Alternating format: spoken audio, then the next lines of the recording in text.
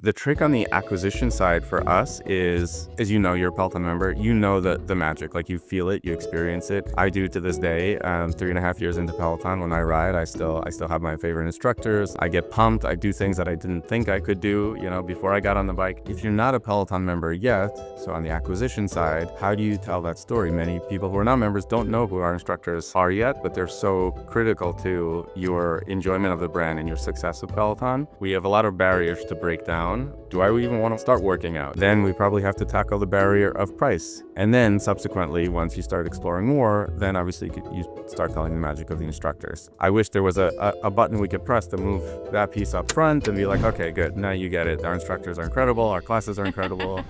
Building loyalty to a brand isn't just a function of having an amazing product. It's about truly understanding your customer, their motivations, and what matters most to them. It's no secret that acquiring customers is more expensive than ever. Advertising dollars just don't go as far as they used to, which is why it's crucial to not just focus on getting them in the door, but to keep them coming back again and again through community building and meaningful experiences. Today's guest, Steve Balagula, Director of Lifecycle Strategy for Peloton, knows this all too well. He's knee-deep in the data, experimenting and analyzing the results to paint a complete picture of why customers are motivated to stick around. Steve is walking us through the lessons and strategies of how he gets it done at Peloton, where loyalty is at the heart of the customer journey. This is episode 9 of Tiffany's podcast. Hey, Steve, it's so great to see you. I want to dive right in. What is one brand that you are extremely loyal to, like diehard fan? Wow, that's a hard one. Starbucks for sure, because I need fuel for the day.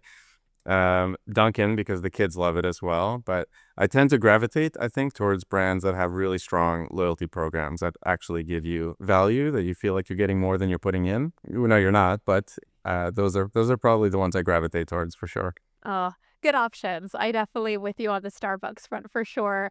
And I love that question for you too, because I know you do a lot of this work day in and day out of building loyalty and building customer retention. And I think that's been so indicative of the work that you've done with Peloton as Director of Lifecycle Strategy. So really happy to have you join us here today. Thank you so much, Barry. Oh, of course, of course. Let's unpack that a little bit because I know, Steve, like you've had a lot of exposure in life cycle marketing and customer experience. And I think you've really developed a pretty keen expertise in that area. I would love to know, how that's kind of played out for your work at Peloton. And was that always the case? Like, were you always kind of gravitating towards building loyalty and going deeper on customer experience? Or did you find that the plans kind of changed and adapted through your own career? Yeah, great question. I think personally, I always appreciate a good experience as a consumer. And just knowing we have so many options available to us in any one particular vertical or category that you're interested in. You can buy something from anywhere, you can get a service from anywhere, but usually you tend to do it where either a friend has had a great experience or you've done it and you've had a great experience relative to another one. And that experience, just unpackaging that and what that actually means and why do I feel good about buying from a brand or engaging with a brand, it's really interesting. And when you boil it down, it's very often not about the product itself immediately. It's usually about the purchase experience, the discovery experience, like how you felt emotionally. I don't know. So I was always attracted to that. And I love the idea of like making a difference in the actual experience of a consumer. For Lifecycle and CRM specifically, I started marketing many, many years ago, and I dabbled in all different channels in media and social. I always tend to love the lifecycle direct marketing channels because you get the aspect of personalization. You really get to experiment with personalized experience based on data that's available to you. And so I can't think of a better way to do that than within lifecycle marketing or loyalty marketing. If we're ever as marketers going to get to true like one-to-one marketing, it's definitely going to be through some level of like life cycle marketing, whether that's an in-app experience or email experience, SMS experience, or even in-store retail experiences. It's just all about the data. So I'm a geek out on data, and I love marketing. So those two kind of together, bring me where I am. And and I think in general, I like the idea of the how, not necessarily the what. things change, technology changes, but the what you do in terms of what you want to personalize and what experience you want to deliver, the how is kind of secondary. There's different technologies. We have AI. I can't predict where marketing will be in 5 years from now. But if you kind of like, I like keeping my mind on the what experiences do I want to create, and then we figure out the how. I mean, that's a cool way to look at it, giving yourself flexibility on the implementation as opposed to being too rigid about that. And I'm sure that's just like so relevant right now with all the changes that are happening and keeping that customer experience at the heart of what you're doing and what that's going to look like. I'm curious if you found any kind of challenge in that with the change that we are going through and even just vying for people's attention. I mean, we are thrown so much stimuli every single day and can be kind of thrown through a lot of loops that way. Have you found that to be like particularly challenging in the work that you're doing, Steve? Or have you found almost like a sweet spot of keeping people almost locked in without kind of losing them in what might be happening from some of those external factors? Right. Yeah, it's something we always struggle with. Just how do you avoid over inundation? How do you avoid diluting your impact? Just because of the sheer volume of exposure that everyone has to different marketing messages and options. Yeah. And the answer to that really for me is always testing. You Mm, just have to have a pulse on your consumers' engagement, performance engagement. So that's a big part of it, and understanding that not one size fits all, but in order to know what size does fit particular clusters, you have to separate your audiences out. And just I've developed a culture wherever I am of always on learning and testing. And that matters. And that helps you discover things like, oh, wow, like Tiffany's part of a group that does not respond to anything outside of like a promotional period or a holiday. So maybe I'm just not going to over inundate Tiffany with messages that are just not relevant to her, that she's not going to engage with, because otherwise I might risk unsubscribing from my marketing communications altogether, and then you won't actually be exposed to anything down the line that you might be interested in. So it's always this balance, and I think just understanding incremental impact of any of your strategies, and just always have in mind my policy is like, if you can't measure it, it doesn't exist. And usually that comes down to testing. So you just always have to be testing, always have to measure, not only for your own knowledge, but obviously in organizations, wherever you are, everyone always loves to be able to point to, hey, like this is what I did. This is my true impact. And so those two things go hand in hand, like understanding your impact, learning, and delivering the best experience to whoever your consumers or your prospects are, at the right channel, at the right time. And that in itself will help like not over inundate them and just mm. give them exactly what they need at the time they need it. Yeah, I can imagine how helpful that is because we want to make sure that that continuation, but also that loyalty continues to build instead of dwindle over time. Do you find for you, Steve, since you're saying that, data is such a core part of what you do and how you're pulling those insights, are there certain ways that you're specifically leveraging data that's helping you, let's say, tap into the most loyalist that you have within the Peloton family or ways to reactivate certain people that will likely benefit in a bigger way of interacting with the brand and trying to bring that out of them. What do you find is kind of coming up in the day-to-day as you're leveraging that data, or even just some very like tactical ways that have helped you and the way that you lead your teams? Yeah, absolutely. Great question. I mean, um, there's so much we don't know about um, what will make somebody purchase and subscribe. There's very little we know about what will actually make somebody continue engage. I'm saying it very, very little, but there's so many of us, right? There's so many different types of people out there, and everybody responds to something different. I think a big part of this is this learning mentality, the learning mentality, which is learning agenda mentality, Mm, where you kind of start off just with big questions, like, um, how can I get somebody to go from X workout a month to Y workouts per month? And then you take a step back in the data and says, historically, if I look back a year or 2 years, what are those features? What has made people increase from X to Y? And are there like specific nuggets of insights we can mm. gather from that? And if we're seeing a trend, let's test that. Let's actually build an intervention and, prompt somebody based on what we've seen historically work and see if that's actually driving some incremental impact. And you can apply that to everything. So the way I operate with my team is at the very beginning of the year, we get together and I ask, what are the big questions? Like, what do you want to answer Mm. this year? My team focused specifically on the acquisition side of things. So, how can we uh, how can we build somebody's affinity for a new product that they might not have been interested initially when they came to Peloton? How can we speak to members who might want to buy a second product, right? Who might have a bike and might want to then buy a tread.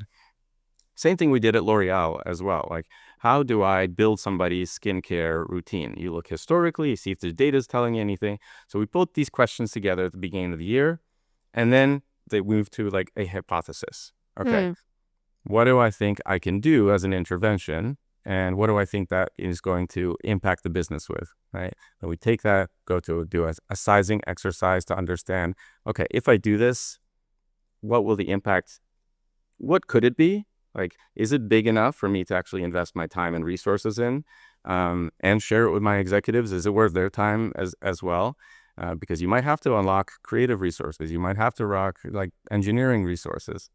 And so all of it starts with those big questions, moving to a hypothesis, building the learning agenda, and then testing. And some things will work, and some things you'll fall flat on your face, but you'll learn and say, okay, well, historically, even though this has told me that it has encouraged people to work out more or expand their skincare routine more, it's actually not true anymore today. Or it's not true for the same group of audiences that it was true anymore. So why don't we go back to the drawing board and ask another big question, right? So yeah, that's kind of how you approach it. But everything that we do, whether on the acquisition side or retention or loyalty, I've said it before, but if you can't measure, it doesn't exist. So always making sure that we have like proper holdout groups, your ABs. You make sure that Tiffany is exposed to that intervention, but another person is not, and we'll just measure that incremental impact.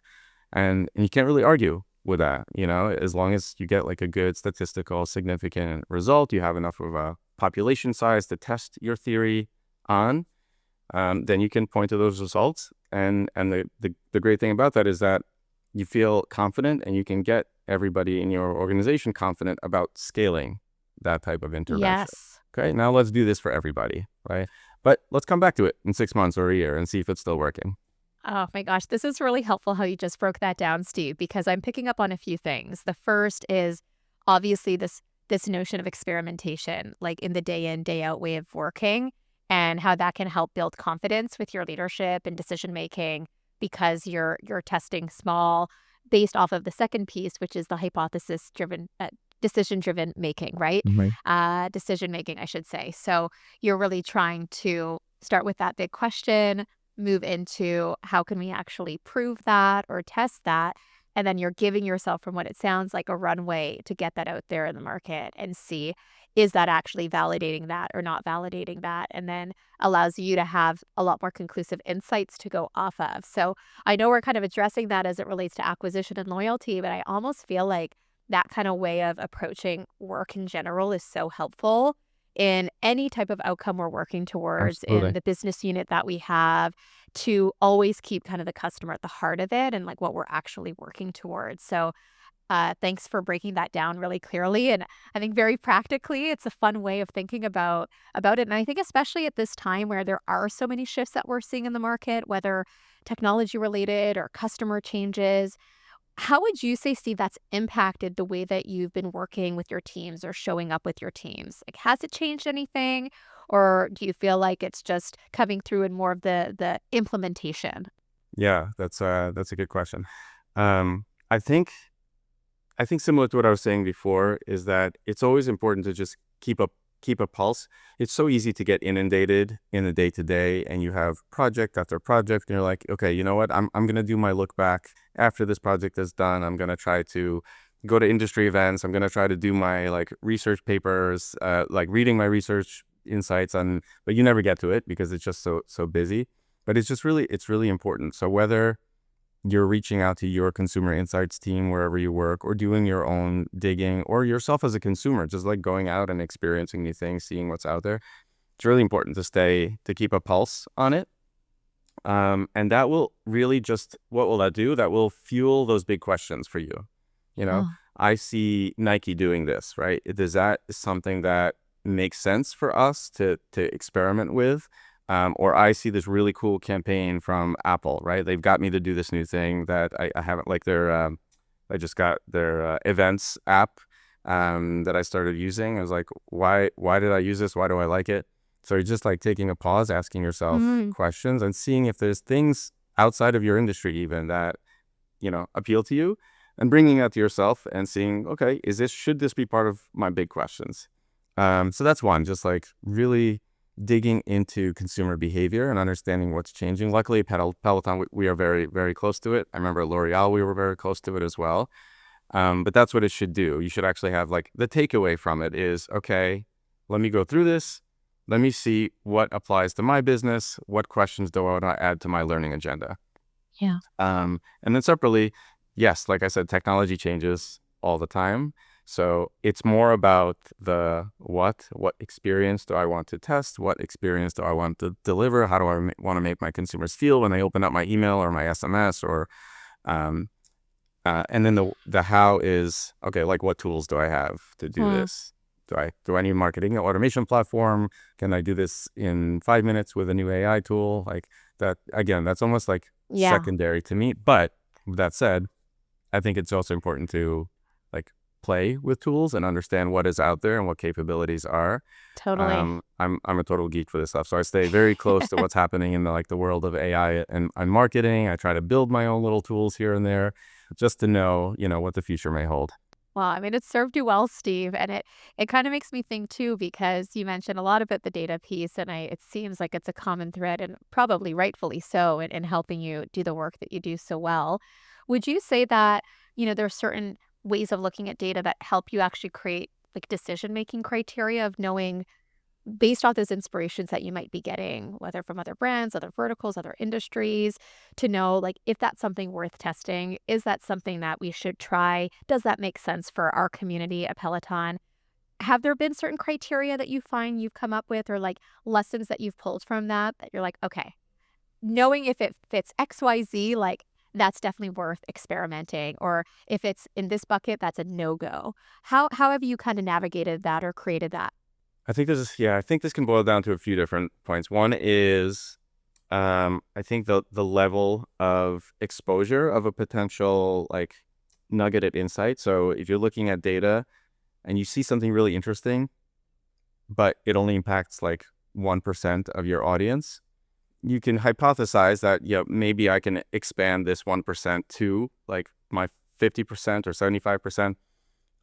But you also have to gut check that. Like, is that realistic? Or, does Tiffany just Mm. love her Peloton so much that she works out, 12 Oh, times a day? And guilty, that's, guilty. yeah, right. And we're not going to replicate that with all of our members.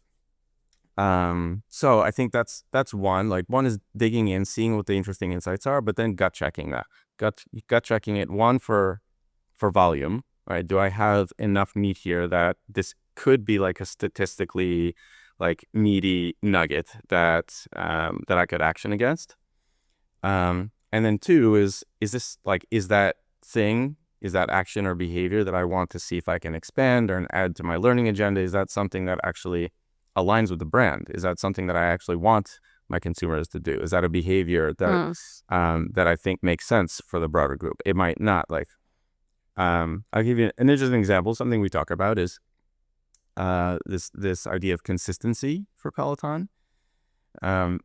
It's one thing to have somebody work out more, and we probably should. We are encouraging people to, to broaden their horizons, try different disciplines, increase the amount of that they work out. But in reality, people have their own schedules. So for me, my once per week workout might be the same as somebody else's 4 times a week workout. That's our consistency. That's like the right consistency for us.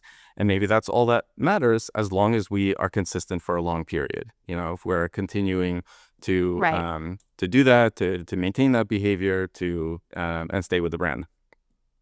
So I think you have to gut check the intervention that you want to explore and see, like, does this make sense? Do I want to push everybody to work out, five days a week? Maybe we do, but you have to have that, like, that gut check.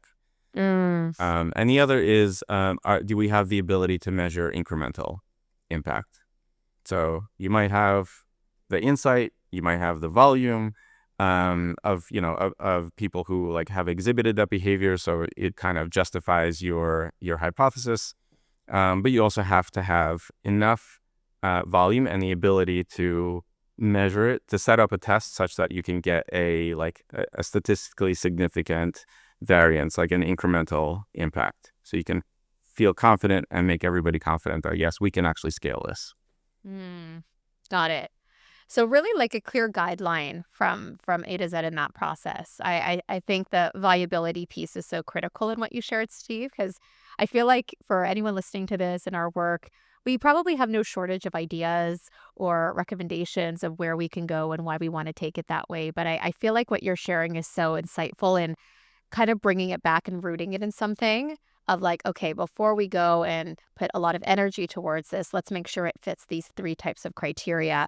At least in our case at Peloton, that makes a lot of sense. And for someone else, it might be a different kind of inspiration. But I do feel like that's really a helpful insight of how to think about it. And probably in a way, Steve, that gets you more buy-in internally so that when you are showing, let's say, that incrementality because you've had a more methodical approach and how to bring that to life, it helps on the other end of Absolutely. kind of building that out or scaling it further, right? Absolutely. And it's Yeah. important to, I think, bring stakeholders in at the onset of this. And your leadership may also have some big questions that they want to ask. And that, if you bring them in early enough, you can kind of go on this ride together. And everyone feels a little bit more invested. Yeah. And if you do all the steps in the sequence and, build your question, move it to a hypothesis, and then actually do your sizing exercise, that is already one of the big gates that no matter what organization I've been in, whether here it's or L'Oreal, that's a gate that you have to get through, especially with leadership or anybody who can help you unlock resources. And so, if we do this, the potential to unlock, this impact is there. You can see it in the numbers. What do you say? Let's do it. And then you have that runway built for you. It might not work, but you need to get through that gate first. I think what I also really appreciate about Peloton and why I'm so excited about our conversation today too, Steve, is I almost see the loyalty kind of transcend what you're doing at more, that the top level of big strategy, big questions you're trying to answer, but also how the instructors themselves kind of bring this to life and really hone that in with the community. It's this really cool, like double layer that is probably actually really hard to do. It makes it seem so seamless on the other end as an avid user myself. But I'm curious if there's like that interrelation in how you work on that on the inside, if that's part of the strategy consciously or because you're just attracting such great people that it almost like they live and breathe the same passion. So it's actually a lot more effortless. Because from a user standpoint, it feels so effortless and it just draws us in and builds that inherent loyalty of wanting to do more and wanting to be consistent and wanting to keep showing up. At least that is the case for me and a lot of people I know that are, absolute fans of their Peloton. But I'm curious, is that something that you find is intentional in the planning side, or is it actually as seamless on the back end? I mean, I'm not involved with bringing our instructors on board or scouting them out, but they are incredible, and they are definitely the part of the lifeblood of Peloton. And there's an instructor for everybody. There's a personality that matches for everybody. It's kind of the magic sauce, and it's Yeah. part of what makes Peloton amazing and given the ability to really seamlessly mix, the hardware, software, and the content, and that amazing community that the instructors themselves help foster, both in class and outside of class as well. The trick on the acquisition side for us is, as you're a Peloton member, the magic, like you feel it, you experience it. I do to this day, 3.5 years into Peloton, when I ride, I still have my favorite instructors. Like, I get pumped. I do things that I didn't think I could do, before I got on the bike. The interesting part is that if you're not a Peloton member yet, so on the acquisition side, how do you tell that story? Many people who are not members don't know who our instructors are yet, but they're so critical to your enjoyment of the brand and your success with Peloton. Mm, So we are trying to figure out the best way to tell that story. Within Peloton, they're like celebrities, obviously, and we have fun when they come into the office and talk to us about their lives and their experiences with members, and help us kind of like really even solidify collect our own connection with the brand even more. But the challenging part is really telling that story. And in some cases, like that might not always be the best entry point for somebody. Like we have a lot of barriers to break down on the acquisition side. Things like, do I even want to start working out? When somebody is very, very upper funnel and has some fitness goals, like that's probably the barrier we need to tackle first and help them understand like the importance of setting fitness goals. yeah. Then we probably have to tackle the barrier of price. That's also a big one as well, and explain all the various ways there are to experiment with Peloton, how to get it in your home. You can Mm, do a 30-day trial, you can finance it, and then subsequently, once you start exploring more, then obviously you start telling the magic of the instructors. yeah. I wish there was a button we could press to move that piece up front and be like, okay, good. Now you get it. Our instructors are incredible. Our classes are incredible. But it's not always that easy. So, and I say all this because you could be part of a brand that, you have something magical, that secret sauce that you have, but you can't always use that as leverage in all cases to engage with everybody at all times. Kind of have to pick and choose, which is why I love Lifecycle as well, because you can parse out your audience, you can Yeah. test different things on different cohorts and see what works.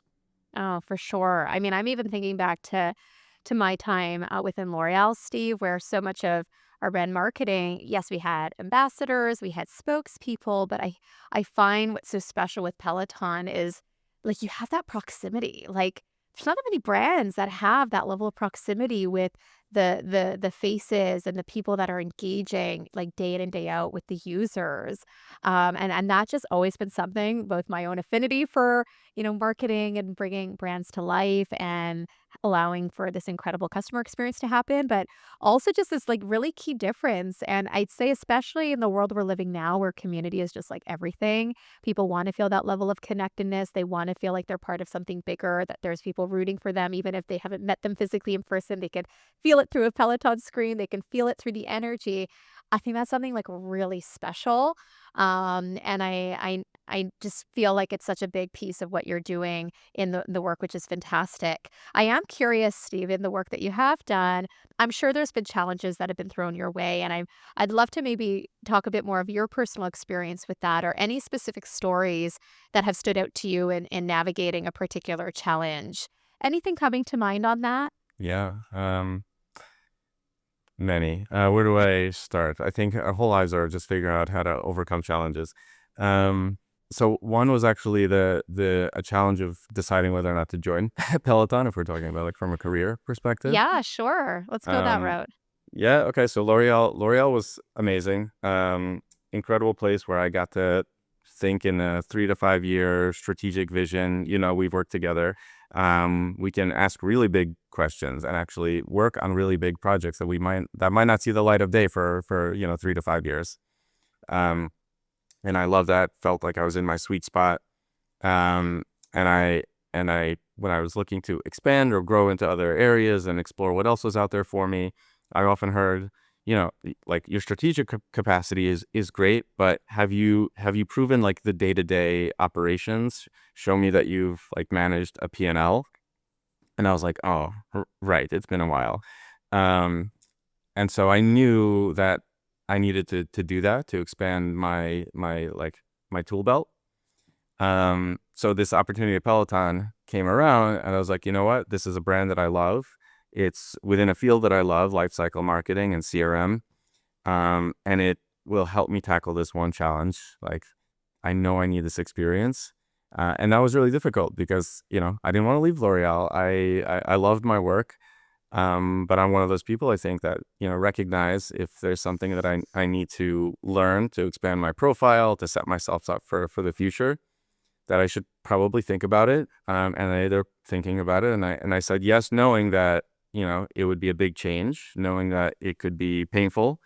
And it was a learning process as well. I wouldn't have made a different decision at this point, knowing, but so that was definitely a challenge. And I feel like we all encounter those moments as well, where we almost are challenging ourselves, like we're trying to unlock a door that could stay closed and you'd be okay, but you kind of are curious what's on the other side. So that was that one for sure.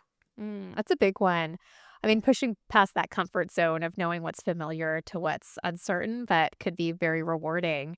It sounds for you, Steve, like it was a lot around kind of building the right skill sets, or let's say Absolutely. complementary skill sets that can also help the growth path that you were carving for yourself, that supported that decision. I'm curious, as you look back at that moment when you made that decision, are there any like lessons that you would like tell your 3 year younger self, or anyone that's, listening into today's episode, of thinking to make that change or wondering like, is now the right time? Should I stick it out? What cues should I look for in making that next move? Anything that you feel could be helpful in guiding others in that kind of decision for themselves? Yeah, I think part of it is just continuous like self-awareness. If I could do it over, I might even make a change sooner. I think sometimes we start thinking about whether we need to change or whether we need to learn something new. We kind of sit on it for a bit. So I think I would even do it sooner. I would ask myself questions earlier on, do I feel like I'm still learning? Am I still like on the path that I want to, or am I am I on it and just kind of like kicking the can down the road a little bit? Mm, Maybe I'll yeah. still get there. Maybe, I can do this for another year. I can do this for another 2 years. Should be fine. So I might just kick myself a little bit earlier, to try to like at least start questioning whether, I should be exploring something else. But otherwise, yeah, it's just kind of that self-awareness and trying to fight that comfort zone. It's really, especially when you start something new, it takes a little while to ramp up to get used to things. And once you get used to it, you're like, "Ugh, I really don't want to go through that again. Like that is so painful." But I think that's what makes us grow. And you have to be willing to, I think you have to mentally be prepared for a challenge. That's it. But don't Yeah. kick the can down the road. Yeah. If you don't have to. Yeah. I think one of the other things I'm picking up from what you're sharing, Steve, that is likely very important in that kind of decision making is being very connected to like the work that you really enjoy doing. Like you mentioned, for you in that transition, it was in the same type of category of life cycle marketing and Hmm. CRM. And so there was like a level of constant that Hmm. even changing work environment, even changing role or titling or whatever that was, there was this constant that you knew would kind of keep you very connected to your purpose. So I feel like that's a good way for our viewers to also tap into that, where it doesn't have to feel like everything is changing at once, because change can feel really scary and sometimes intimidating and almost lead you to inaction rather than action. So thinking about, for you, what is that like one constant that you can use almost to guide that decision making, could be a really helpful way of going about it. At least that's something that helps our clients a lot when we're supporting them and making pretty big transitions in their career, whether internally or externally. We always want to bring it back to like what matters to you, like what actually gets you energized, what do you value, like what do you feel you're missing, what do you want more of? Like Absolutely. these are some of those really good self-awareness questions to just pause and reflect before making any type of rash decision when it comes to career growth. So I love that you kind of integrated that for you too, Steve, in your own way, that got you to where you're at today. And maybe on that note too, I want to kind of talk a little bit about some possibly tough decisions that you've had to make, because I know in the role that you have and the work that you get to do every day, it's not always easy, right? There's probably some tough but very necessary decisions that you've had to make. Hmm. Are there any that come to mind for you that were particularly difficult? And did you face any pushback on that? One that comes to mind, I mean, again, there's always like difficult decisions. Um, I think the most challenging ones, I think for me, are not always necessarily the ones like tied to business or impact. Sometimes something happens and you have to pivot quickly. Uh, And I think just being in a mindset where you're almost expecting change all the time and expecting challenging situations, you kind of develop a reflex for it. and beyond that, even develop a process to handle change and difficult situations. I've had them in many moments in my career, whether it's a project that, gets turned down and not accepted, you've been working on for so long. It could be an experiment that you're running that you're really passionate about, that you sold into everybody, that doesn't do really well.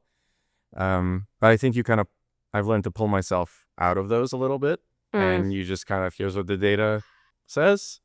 It's not working, or it is working. Let's just move on to the next thing. yeah. Just doesn't make sense to sit and ruminate and waste too much time on like, why didn't it work? You can always do retros, and if there is a nugget there, you apply it to the next time. Mm-hmm. But for myself, I think in general, the most challenging parts of my career have been the ways in which I like develop and nurture a team. And obviously there's so many personalities that we work with. And I think what I've found is there likely is a way to get anybody in one particular team to like operate at maximum efficiency and like produce amazing results and have a fantastic camaraderie. That requires a lot of work. Yeah. It requires, you really got to get to know your team, whether it's your direct team or your cross-functional team. Finding out what's important to people, that takes time as well. Understanding what they're working on, like what are they passionate about, what's on their wish list that they're not actually working on now, and is that something that you can like tap into into a conversation or pull them into a project that you're working on. So I think that is probably the biggest challenge I've run into, is just figuring out how to navigate that Mm, personalities, people, interests, passions. So for my own teams in particular, I love to give like a sense of autonomy, but that also, I have to take some time and understand like, what does that mean for you? Like, what do you want to accomplish? So for example, for my current team, when we do that exercise at the beginning of the year where everyone kind of asks you big questions, I always love to see that, some of these are like very applicable to the business. They make absolute sense. Are any of these ones that you're passionate about? Like, do you have at least one project on your list for the year that you're really, really, really excited about? Even if it's not initially one of the big questions that is coming out of the data, is there something else that you want to explore? And I feel like that is a tool that has helped me like navigate that challenge. Um, because getting that excitement and energy out of somebody when they're working on something that they really love and are passionate about, and and have this vision that they want to strive for, that makes the rest of the work actually a lot easier as well. mm-hmm. It makes them able to ride like the ups and downs of projects that on that list that might not do as well, right? As long as they're still working on something that they like. So that's just one of the tools. I think there are many, but yeah, that is definitely a challenge to make sure that you understand like how to create this dynamic with your team and cross-functional peers. Mm. I mean, that's a great strategy, Steve, I have to say, because you're actually taking the time to understand what your team values and what they are passionate about.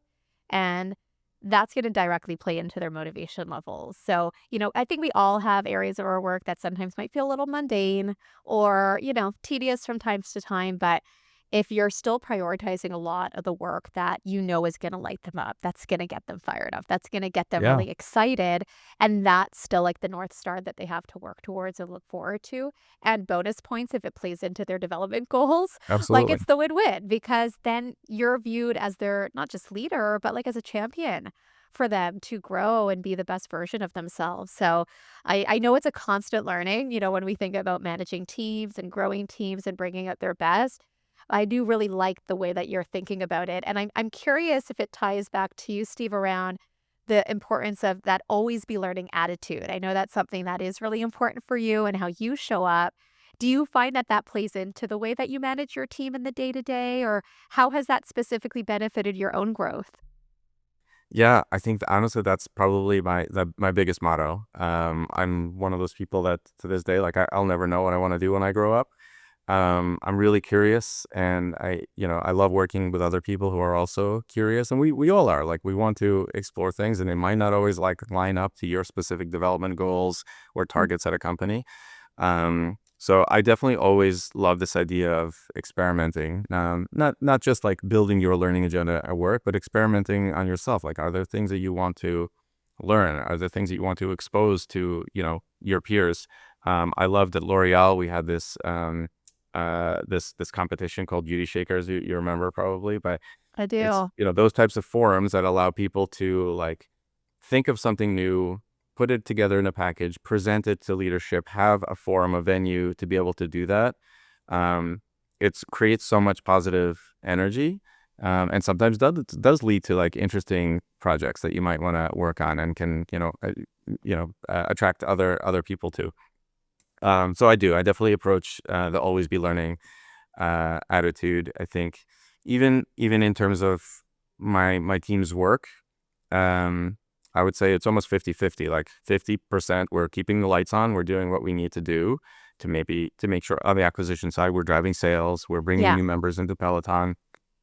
Um, but on the other 50%, it's you're always testing, always experiment. Like that is like your business as usual in my book.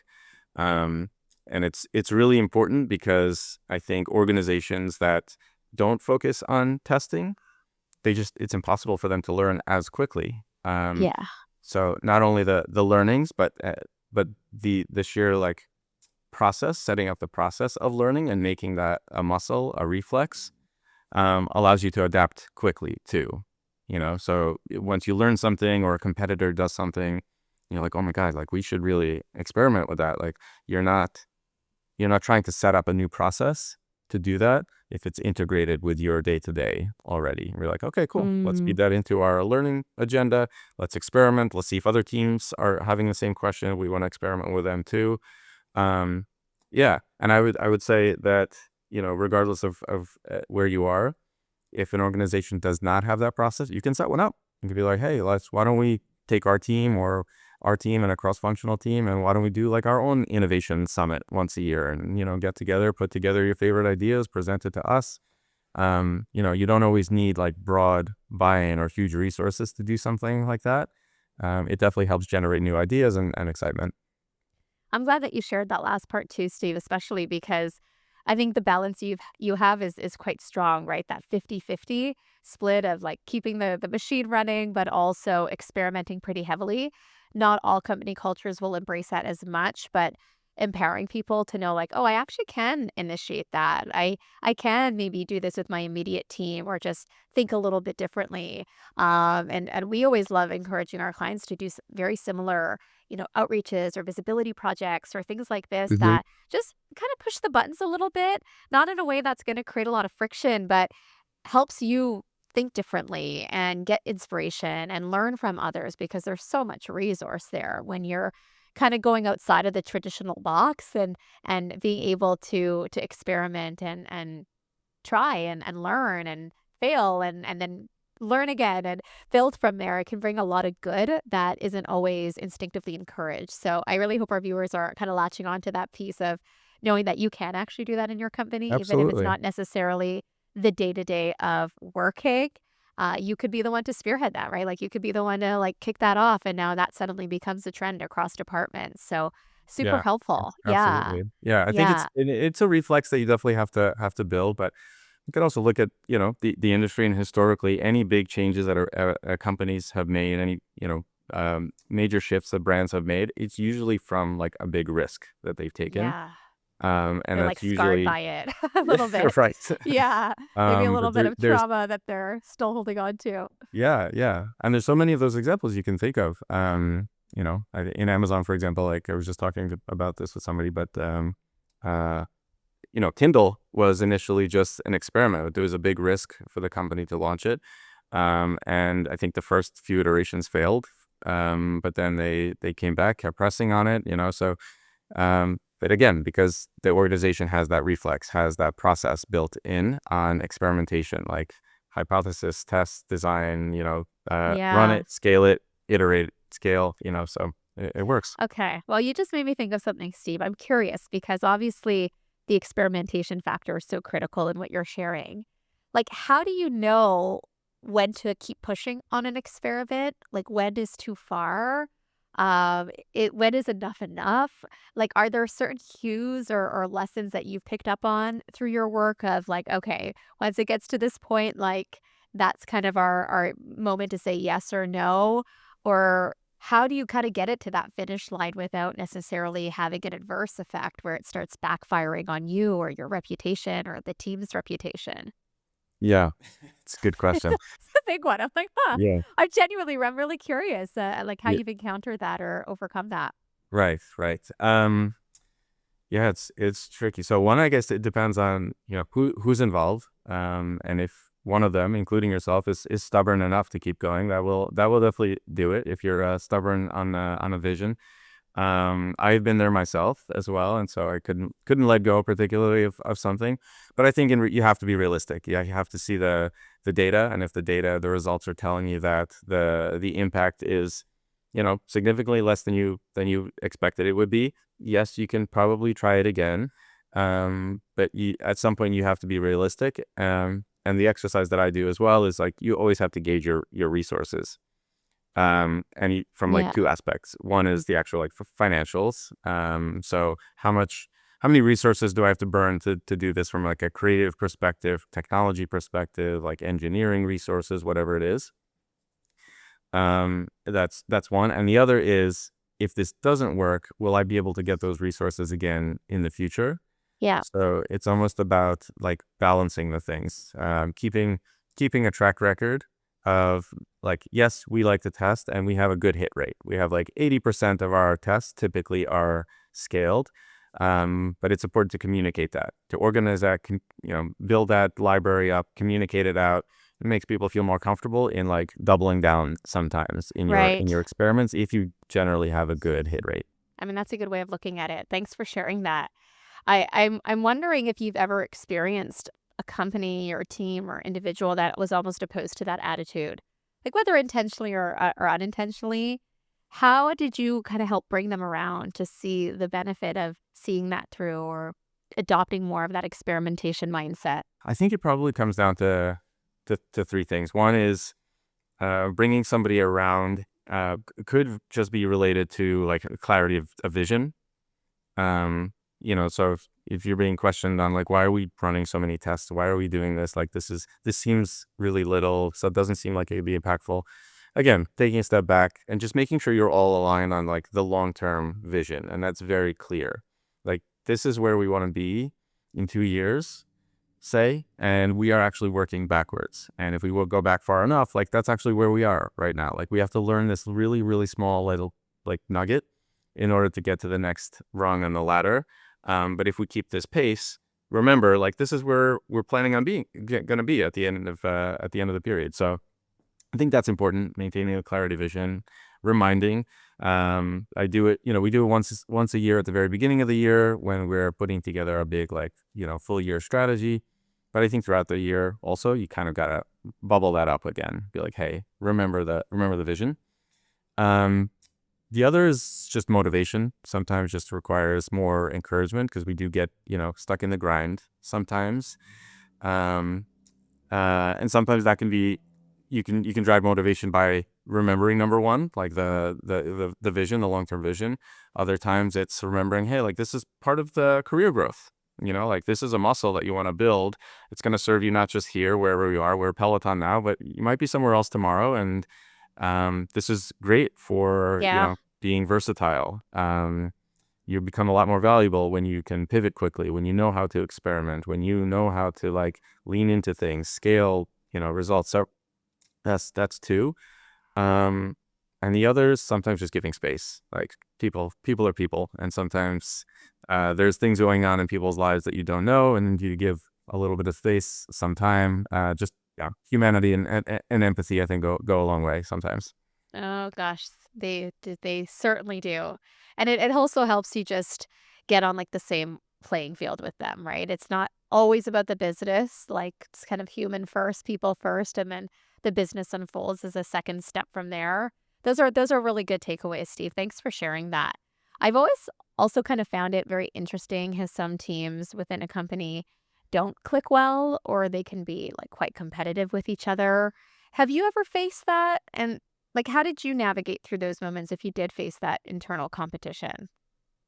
More like negative competition, not like, positive, let's all like be the best we can be and like thrive off that energy, but more Right. when you sense Right. kind of like that negativity of like, I don't think these people have like the best intentions and how they're Yeah. showing up right Yeah. now. So luckily, Peloton is the exact opposite of that. Part of the reason I joined that organization also, just everyone is really, really collaborative and we really do push each other to be our best every single day. Yeah. Not to mention that we're all kind of aligned to the same mission, right? We all have a passion for it. We love the mission, and that helps as well. And so, yeah, I love that Peloton. But I will say, I'm not sure if I would have appreciated that as much if I hadn't ever been in an environment where direct competition was like the underpinning dynamic of how teams work together. And I have been so. But I think at the end of the day, like y- you have to give the benefit of the doubt to people, and assume positive intent. And I think probably that's where things start. People likely have positive intent. Everyone's doing a job. They're trying to accomplish their own goals. But they might hit a block where your goal doesn't align with their goal. And in those moments, if the organization fosters that type of environment, yes, you could probably get into some of that unhealthy competition. Um, if I ever ran into those moments, really, I would just go back to trying to understand that person's point of view. Like, what is the issue? What are you trying to do? Why do you feel like I'm blocking you? Is there somewhere that we can meet in the middle? And if that doesn't work, then you have to go your separate ways and be like, hey, like maybe I'm just not the best person to work on this, but I'll support you however I can, but maybe just like we'll link up on a separate project or whatever that may be. But again, I think there's also part of this where you can be a little bit more proactive, and just like you can build a team, I think, where you can foster the type of culture that you want to on the team, um, to get the best work out of everybody. I think you could do the same with other teams as well, or partners that you might be working with. And as long as you're consistent, I think people will recognize like, hey, like this is how Tiffany works. So if we're gonna come to Tiffany with a project or they might have an issue with a project and they think that you're the key to it, they'll kind of already know your style, and that could help mitigate it as well. Yeah, a little bit of the kind of inherent reputation building that you've established for yourself. So in those moments, you've kind of got your integrity working for you, your character working for you. That definitely helps. I would say too. I agree with you on that. And I mean, obviously, I think one piece that I'm picking up on here too is just like the community aspect of working at Peloton. Like obviously, that's huge for the customer community. I mean, like I said, I don't think my love for Peloton is any secret. I've just been an avid user for the last 2 years, and it's been like instrumental in my own health journey. And I'm curious from like a community building standpoint. We've talked a lot about the data and those experiments and like seeing, what do we want to test for or work towards in terms of outcomes. Do you find that there's a certain metric as it ties to the community piece and loyalty from the customer experience at Peloton that's particularly strong? For example, is the loyalty level of a certain user and their connectivity to the community something that you're able to measure or see in the activity that's coming through to inform your decision making, Steve? Like, how does that come to life, I guess, is my Yeah, main yeah, question, 'cause I feel like it's such an interesting part, and so many brands can really learn from Peloton in that way, and how you do that so well. yeah. We measure everything. Everything is data. Peloton, if nothing else, is like a data company, and it's so important because you need to really understand like every little moment in a person's experiences with a brand in order to be able to make them better. Um, I think there's kind of two answers. One is there's always the tangible results, measuring churn prevention, measuring like the amount of workouts, measuring how many disciplines somebody has experienced. Um, but then there's also the intangibles as well, and even some of those, like for example, like brand perception. How are people perceiving the brand? Um, those are obviously very, very important. but there's also the intangibles on like how people are feeling. So we actually do a lot of our consumer insights and research team also does a lot of this research and to understand what are people's motivations? How is Peloton like helping them build their motivation as well? What aspects of Peloton are making them stay with the brand? Is it the instructors? Is it the music? Is it the flexibility of the disciplines? And everybody's different. Hmm. But we just kind of listen, right? So that's the listening part. And the other is, I think those real intangibles on the member stories. So we love hearing member stories in the office, on our screens in the office. We will have cycling through stories of members and how Peloton has like impacted their lives. Oh, Um, and interestingly enough, that impacts our lives as well. Like we walk in our hallways, we see those, and we're like, "That's right. That's why I'm doing this." that's And it so and good. it really feels great. I mean, we're not, some brands, we're not saving lives, but kind of we are, so we always keep that in mind, that we are really changing people's lives. We're trying to get people to, live stronger, happier, healthy, longer lives. So part of that, again, we're all in the same mission, and that does help foster the culture at Peloton. Even if we get into those, healthy debates where like, I don't think this is the right project, or I think this is the right project, or no, we should invest resource here. We're like, either way, we're like, okay, like we know our mission at the end of the day, and that makes decision making a lot easier for us. Be like, okay, let's do your thing and see if it works. Totally. I mean, a big theme I'm picking up on what you're sharing, Steve, is I mean, it's all about the customer, but even more specifically, it's like talk to your customer, listen to your customer, and celebrate your customer. There's so much good in all of that, and it just builds into that community and connectivity like every day, every month, every quarter.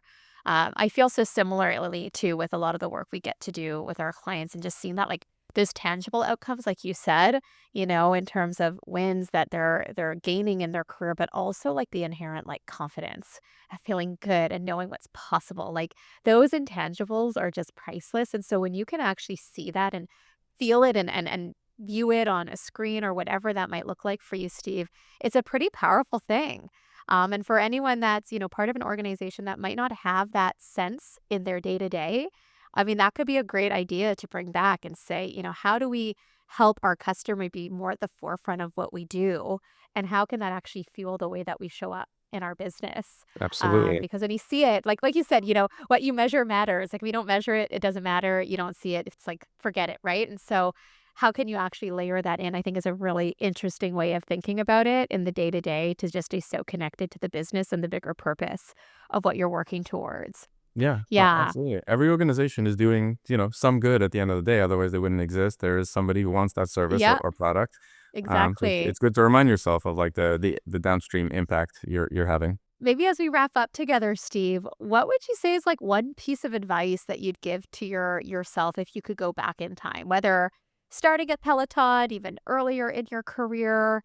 Is there like one advice or lesson that you're like, oh gosh, this is a big one for me? Can I do that? Like, is there a time machine where you can actually Yeah. do that? Sure, Um, let's do it. yeah. I think, yeah, I think I would just probably, if I could go back and talk to myself in the past, I would just really try to hit home the value of time. Like, time is a scarce resource. So maybe just be more intentional with your time. Part of that is don't delay to do that thing that you wanted to do, whether it's, you wanted to take a class, learn something, you wanted to explore a new field, apply for a new job. And raise your hand to say yes to things, even if you're scared. Don't wait, because somebody else will say yes. Uh-huh. And so that's probably what I would do, just like the scarcity and the importance of time. Just keeping in mind that it's a scarce resource. Oh gosh, that's a good one. Time's something we can't get back. That's true. It's the days feel long, but the years just go by really fast. So being intentional, I love that takeaway from you, Steve. I think it's a good reminder, things move so quickly that being able to be in the moment, appreciate the moment, and I even love layering on to that like gratitude and like being very attentive to what's happening and appreciative of things that we get to do. I know that's one of the things with, a lot of the Peloton instructors that I follow. It's not like we have to do something. We get to do You this. get Like to we do get it. to show That's up. right. We get to do that workout. We get to improve our health. We get to have that amazing moment in our workplace. Like so much of that is all around mindset and framing time in the right way. So thanks so much for ending off on that note, Steve. I'm so enjoyed our episode today and the amazing insights you've been able to share. I'm sure there's a lot of good takeaways our viewers are going to be taking back with them. If they want to get in touch with you, Steve, or chat, where's the best place they could find you? Yeah, LinkedIn is great. So feel free to reach out to me on LinkedIn. Happy to chat. Amazing. Well, we'll be sure to drop that in the show notes as well. And thank you, everyone, for tuning into today's episode. I would love to know what your biggest takeaways were. Feel free to just drop it in the comments or hit me up over on social media. I would love to know what stood out to you. And of course, be sure to subscribe to our channel for future episodes. We have some amazing ones coming your way. And if you are at a point in your career right now where you're looking to land a better role, grow faster, earn more, or just really navigate and show up as your best self at work with a lot of confidence, always happy to help. Feel free to head over to my website. You could book a session with me and my team. We'd love to chat with you and see how we can support you further in that. Once again, Steve, thank you so much for being Thank here. you. You are wonderful and always great to catch up, and all the best in this next chapter of your career. Thank you so much. I had a great time. Thanks so much for having me. Oh, you're welcome. We'll speak soon. All right. Take care.